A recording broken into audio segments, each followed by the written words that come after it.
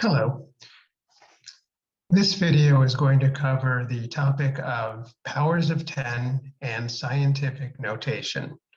I'm going to go over a few examples of each one and work through them one step at a time. The material here is covered in the notes, so you may also want to take a look at those notes before you watch the video or after as a refresher. Either way, let's get to it.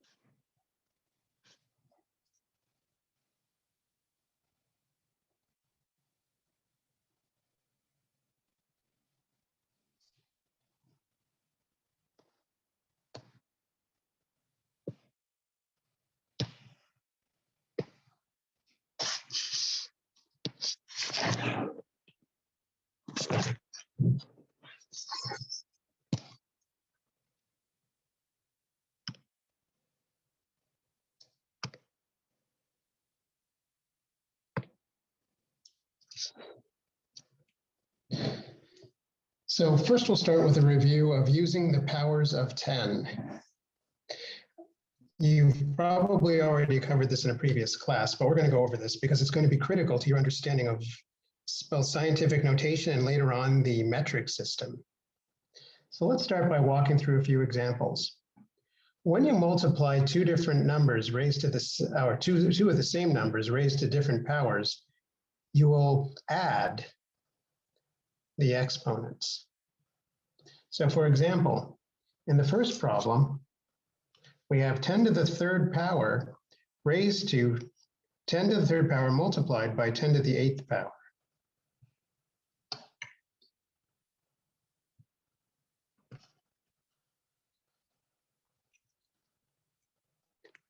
When we see the same number being multiplied together but raised to different powers, we take those two powers and we add them together. So 10 to the third times 10 to the 8 equals 10 to the 3 plus 8, and that's going to equal 10 to the 11th power. And that's our answer, 10 to the 11th power.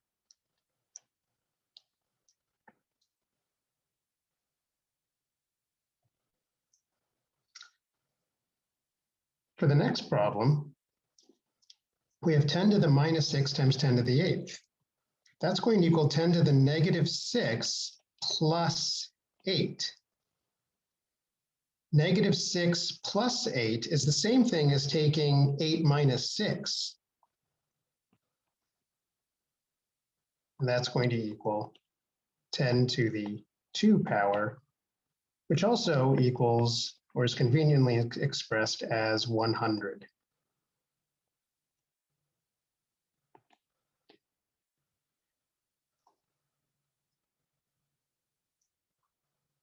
Finally, we have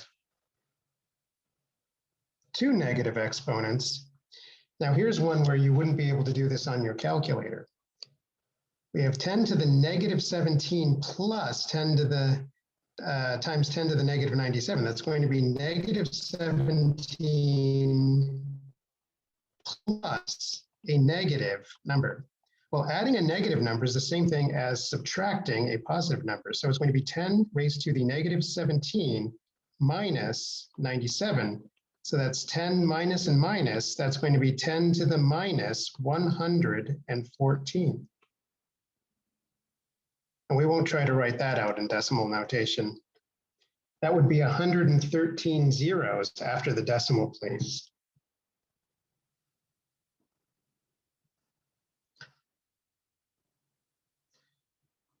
When we divide two numbers raised to different powers, we subtract instead of multiplying. So for example, 10 to the 11th divided by 10 to the 4th is 10 to the 11 minus 4, which is 10 to the 7th power.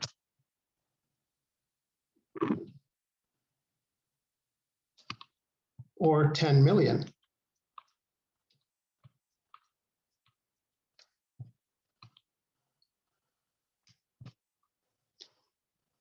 Then we have 10 to the 5th divided by 10 to the 9th. That's going to be 10 to the 5 minus 9. This time we get a negative exponent as our result. 5 minus 9 is negative 4. Expressed in decimal representation, that would be 3 zeros after the decimal and then a 1. Don't let the 4 fool you. The only power here, this is only 1 times 10 to the negative 4. So it's a 1, not a 4. The 4 just tells you how many spaces, or indicates how many spaces. Whenever you have a negative exponent, it's 1 less than that exponent as the number of zeros after the decimal space. So if we have a negative 4, we have 1, 2, 3 zeros, and then the 1, or whatever the number is, if it's not 1 times 10 to the minus 4, but something else, that would be in the 4th space, or the 10,000th place. When you have a positive exponent, say for example with the 10 to the 7th, you have the same number of zeros to the left of the decimal. Whether the decimal is actually written or not, it's implied. We'll see in different cases whether how to treat decimals. We have 7 zeros. 1, 2, 3, 4, 5, 6, 7. Finally, we have 2 negative numbers. So we're going to take a negative number away from another negative number. 10 to the negative 14 minus a negative 6. Well, subtracting a negative number is the same thing as adding that number. So it's 10 to the negative 14 plus 6. 2 negatives make a positive. So we have 10 to the, well, 6 minus 14 is negative 8. When the negative number is bigger than the positive number, the result should be a net negative. We won't write that one out in decimal notation, but if we were to write it out in decimal notation, we'd have 7 zeros after the decimal point, to the right of the decimal point.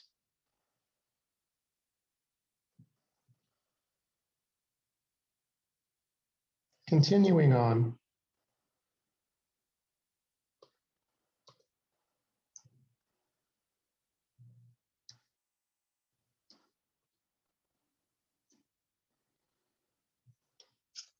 Sometimes you'll have to take a power of 10 and raise it to yet a further power. In order to do that, you multiply the exponent by the exponent outside. So one exponent multiplied by the other gives you the resulting exponent. If it's a positive number, you multiply. If it's a negative number, you still multiply, but you take the reciprocal of the resulting number. So 10 to the 3rd squared is equal to 10 to the 3rd times 10 to the 3rd. Well, as you can see, that's 10 to the 3 plus 3. Another way to write that is to say 10 to the 3rd times 2. Well, what's 3 times 2? That's 10 to the 6th power, or in other words, 1 million. A positive power of 6 indicates 6 zeros after the implied decimal point. 10 to the 3 times 2.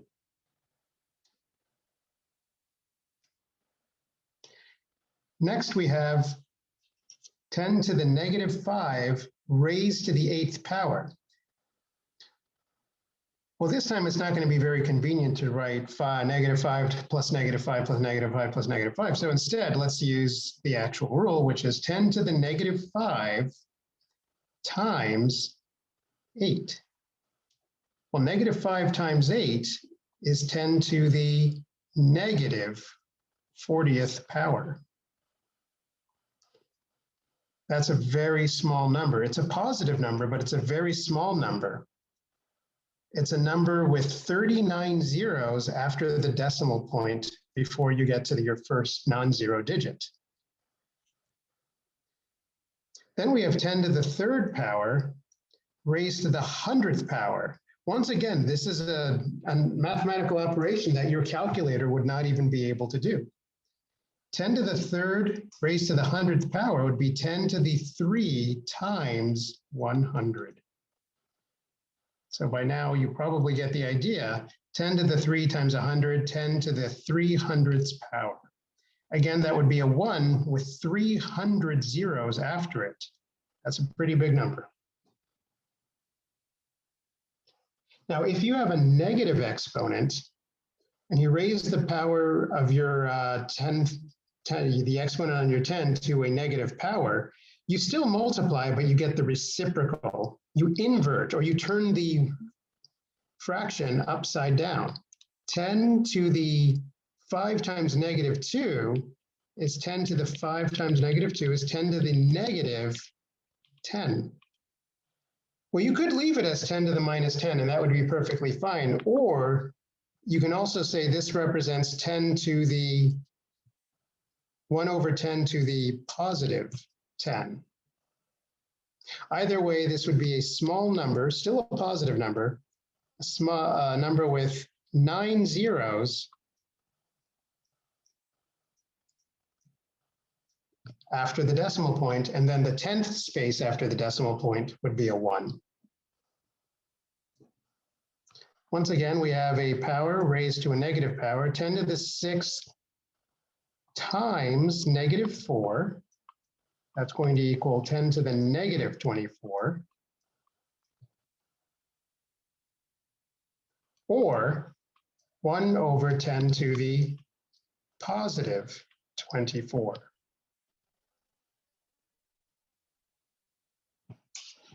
These are completely equivalent.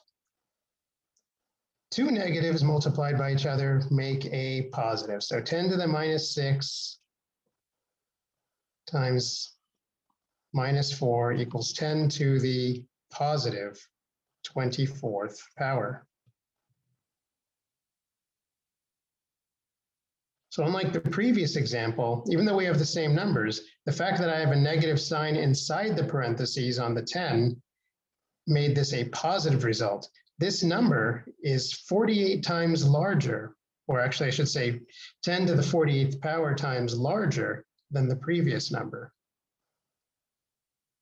This would be a 1 with 24 zeros after it. We won't try to write that out. Fractional exponents are roots. So for example, if I have 10 to the 16th power raised to the half power, a half power, 1 over 2 indicates a square root.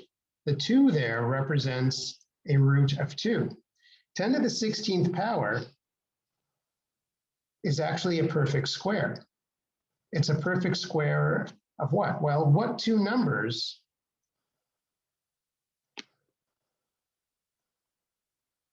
when added together equal 16?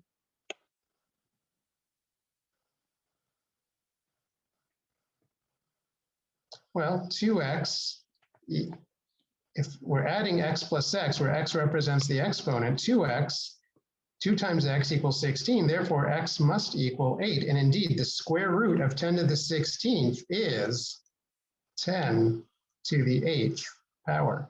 And you can verify this. I chose a number small enough that you can actually use your calculator, take the square root of 10 to the 16th, and you will get 10 to the 8th, or 100 million. 1 with 8 zeros after it. Or you can verify this by simply rewriting 10 to the 8th times 10 to the 8th equals 10 to the 16th.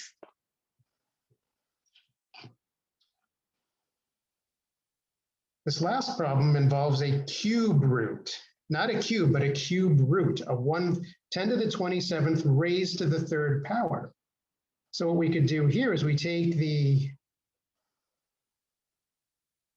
1/3 and we say 10 to the 27th power multiplied by 1/3. So 27 times 1/3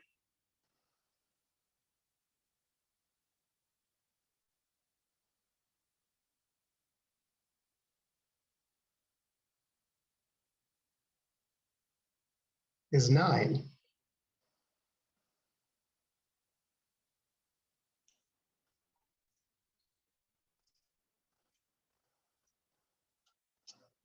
And if we take our calculators and we double check this, we will see that 10 to the 9th,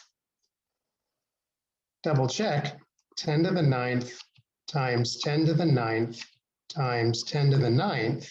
Indeed, actually, you don't even need your calculator. You can just simply add 9 plus 9 plus 9 equals 10 to the 27th.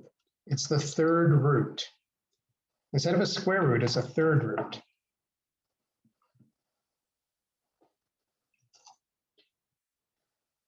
So you can achieve the same result either by multiplying out the fraction times your exponent, or you can just recognize the fraction for what it is. It's a root. And if you can identify a perfect square, you can actually figure that out right away and just cut it in half.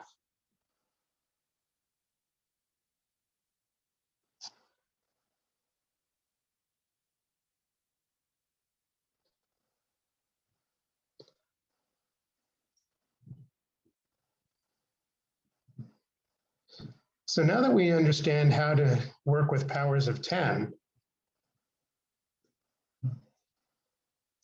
let's start using scientific notation, which refers or represents numbers as multiples of powers of 10. There are two general conventions. The first one is to put only one digit to the left of the decimal place, and then whatever powers of 10 are needed to correctly state that quantity are put on the 10. The second ensures that the exponent on the power of 10 is an evenly divisible number by 3. And the reason for this is that powers of 3 generally represent numbers that we're all very familiar with. For example, 10 to the 3rd is 1,000, 10 to the 6th is 1,000,000. We have special names for these. 10 to the 9th is 1,000,000,000. 10 to the 12th is 1,000,000,000,000. So these powers, these even multiples of 3 tend to be very recognizable numbers. That's the reason for this convention. As far as the number of digits to the left of the decimal, they can be anything as long as the proper number is represented. Generally, though, you try to minimize the number of digits represented as a decimal. So let's take these one at a time. For the first example, we know we're going to have a negative exponent on our power of 10. The reason we know that is because this number is much, much smaller than 1. So for example A, we know that we're going to have a value much less than 1. This is a small fraction of 1. In fact, this is 487 100,000,000ths of 1. We can tell because this first digit here is called the tenths place. Then we have the hundredths, thousandths, 10,000ths, 100,000ths, 1,000,000ths, and 10,000,000ths. 10,000,000ths place. So 487 10,000,000ths of a single unit or a single digit. One thing you can do to make life easier on yourself is to actually just learn to count by moving the decimal place left and right. The convenience of using exponents on 10 specifically is that our number system is base 10.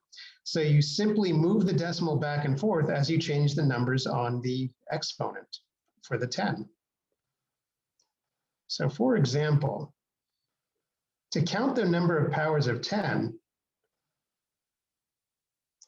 I would take this decimal and I would move it 1, 2, 3, 4, and 5 if I wanted to put the decimal between the 4 and the 8. So if I did that, that's 1, 2, 3, 4, 5 powers of 10. So that would be 4.87 times 10 to the 5th, 10 to the negative 5th power. Remember, when we're going to the right, as we count rightward to the right of the decimal, we're actually counting in negative powers of 10. 10 to the 1 would be 0.1, 10 to the negative 2, 10 to the negative 1 would be 0.1, 10 to the negative 2 would be 0.01, 10 to the negative 3 would be 0.001, and so on. That's convention number 1, is to put a single digit to the left of the decimal and let the exponent be whatever it's going to be. The other convention, convention 2, is to make sure, is to pick exponents on 10 specifically that are divisible by 3, generally by representing the number with the fewest number of digits to the left of the decimal, if at all possible. So what could we do there? Well, another possibility here is to count all the way out to -6. So to add one more -6. If we do that, the decimal ends up between the 8 and the 7. So we have 48.7 times 10 to the -6. So that's another way to represent this.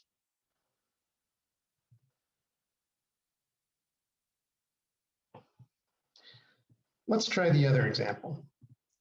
Going to B.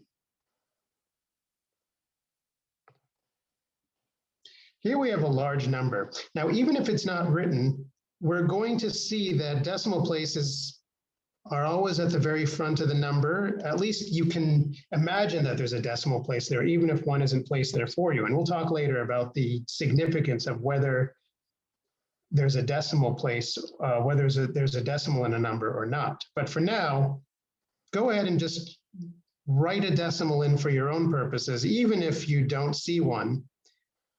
Now here, let's try again. Let's follow the first convention and put one digit to the left of the decimal place, and all the other digits will be on the right of the decimal. In other words, let's put the decimal between the 5 and the 6, so that we have one digit to the left and the remaining digits are on the right. How many powers of 10 or how many decimal places do we have to move? Well, let's count them. 1, 2, 3, 4, 5, 6, 7, 8, and 9. That's 1, 2, 3, 4, 5, 6, 7, 8, 9 powers of 10. 9 powers of 10. Every time you move to the left, you're incrementing or increasing your powers of 10 by 1. Or 10 to the 9th power. So if we take the number 5.682 and multiply it times 10 to the 9th, that will be the exact same number as what's represented above. All we did was shorthand all those different all those different places, from the ones place all the way to the 600 millionths place, or the 100 millionths place. All we did was shorthand those by collapsing all of those places into this one exponent. So that's convention number 1. Convention number 2, if we wanted, actually we followed both conventions, didn't we? We don't have to do convention 2. This is 1 and 2.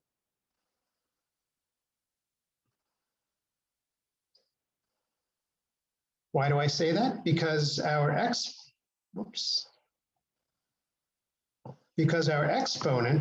I don't want anyone to get the wrong idea here. Let me take these 1s and 2s out. Because 9 is already evenly divisible by 3. So this follows both conventions. Sometimes it works out that way. And let's just do one more example. Letter C. First, we'll take the decimal and we'll move it to the first spot for convention number 1. 1, 2, 3 spaces over. Now, since we're moving to the left, that's going to be 10 to the +3, or in other words, whatever number we represent, which is 3.0005, notice I included all the digits after the decimal, not just the 5, including those after the decimal. But the decimal is no longer located between 0 and 0. It's now located between 3 and 5. 3.50005 times 10 to the third. We have a much smaller number now. So we have, in order to ensure that we have the same value, we have to multiply it by 1,000. What we're in effect saying is it's 3.5 times 1,000, which is 3,500, or 3.50005 times 1,000, which is 3,500.05. Remember this important point. Scientific notation should never change the quantity under discussion. The only thing it should change is the representation of that number. And once again, we end up with a number that just happens to be, by coincidence, I didn't plan it this way.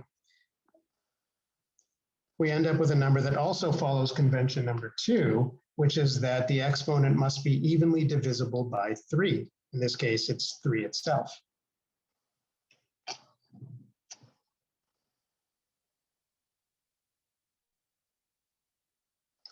Okay, well, I hope that was helpful.